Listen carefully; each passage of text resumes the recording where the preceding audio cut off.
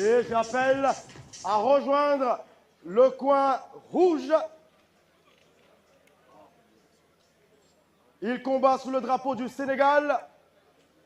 L'enfant terrible de Dakar, Ada Fass. Il s'agit de Adama Correa. Ada Fass, le combattant sénégalais. Il arrive.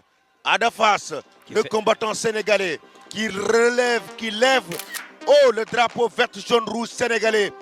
Ada Fass, 28 ans, 1m88, 98 kg, qui nous vient du Sénégal. Un lutteur très célèbre, un lutteur très aimé, un lutteur très adulé par la population sénégalaise. Adama Correa, pour son premier combat dans le MMA. Adama Correa, pour son baptême de feu dans le MMA professionnel. Adama Correa fera face à Dominique Dago.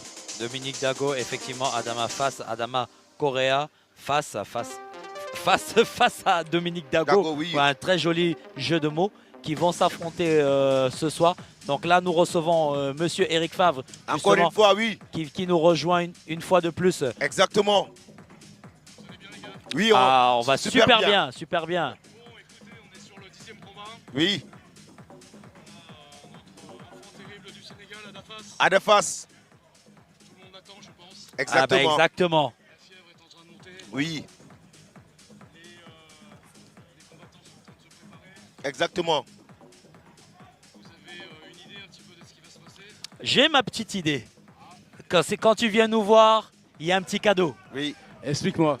La petite idée, je pense que vu que c'est l'enfant terrible de Dakar et que toute la population sénégalaise est en attente de ce combat, ils vont pouvoir le voir gratuitement. Eh ben non, Eh ben non. c'est perdu. On a besoin du soutien de tout le monde, justement, Exactement. pour pouvoir soutenir ce combat, Oui. qui n'était pas gagné d'avance, Ok. dans la mesure où Ada Fass avait sur lui une charge assez lourde de mauvais garçon. Oui. Et on peut remercier Ibrahima, qui a été le meilleur avocat qu'il soit, Exactement. et qui a vraiment insisté pour que ce combat ait lieu. Et on est très très heureux ce soir de voir Ada Fass dans la cage. Dans la cage. Ok. Et j'espère qu'il va s'éclater, pour éclater peut-être son adversaire aussi. Et l'éclater au passage. Et éclater son public. Mais ouais, je suis très très content en tous les cas de voir Ada Fass ce soir là. On a vu que nos lutteurs sont des combattants, mais ils ont beaucoup de points à améliorer dans le MMA. Tout à fait. Et qu'ils aient une meilleure compréhension aussi au niveau des règles. Les règles. Parce que beaucoup ne comprenaient pas que leur adversaire avait gagné. Mais je pense qu'on a un gros travail, ce qui justifie ce que l'on disait, à savoir avoir des structures, de la formation, des compétences, des professionnels. On en a parlé, Et effectivement. on a un potentiel de ouf. Un potentiel de ouf. Et ça se voit, on voit même, on le voit, on le ressent. Ça se ressent, c'est des jeunes, des lutteurs sénégalais, ce sont des jeunes qui ont une énorme base, un cœur énorme. Exactement. Ils apprennent et ils s'adaptent hyper rapidement. Mais comme on s'est dit la dernière fois, le point clé, ce sont des infrastructures, ce sont des centres dédiés à la formation pour leur permettre d'atteindre leur pur potentiel. On est tout à fait d'accord. Tout à l'heure, je discutais avec Balaguer, Homosen et toute l'équipe là-bas, qui eux aussi au début ne comprenaient pas trop les règles. Les règles. Mais ils ont l'avantage, c'est de s'intéresser, d'apprendre, d'écouter et de s'améliorer en de s'améliorer. pied-point, Voilà, surtout. tout à fait. Oui, ils ont d'impliquer le kickboxing dans le sport de combat.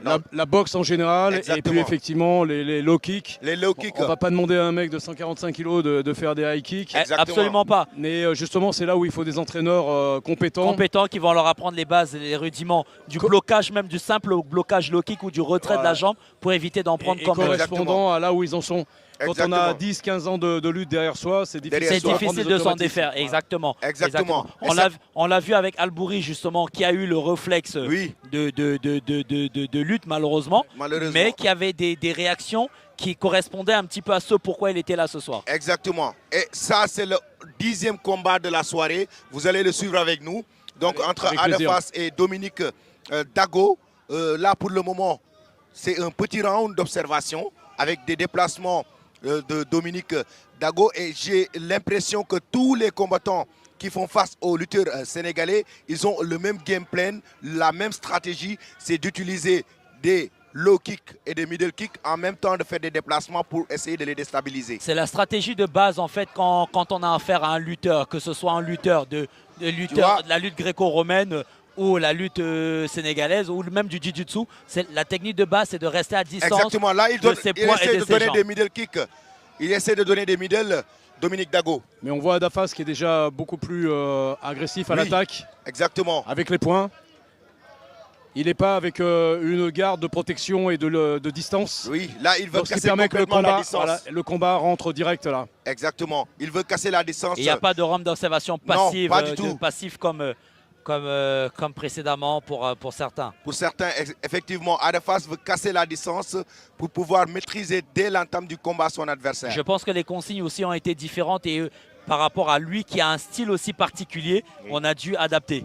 Bah, il a l'avantage d'être le 10e combat. Oui. Donc effectivement, on a tous observé, les coachs ont observé et ils ont vu un petit peu ce qu'il fallait améliorer. Oui.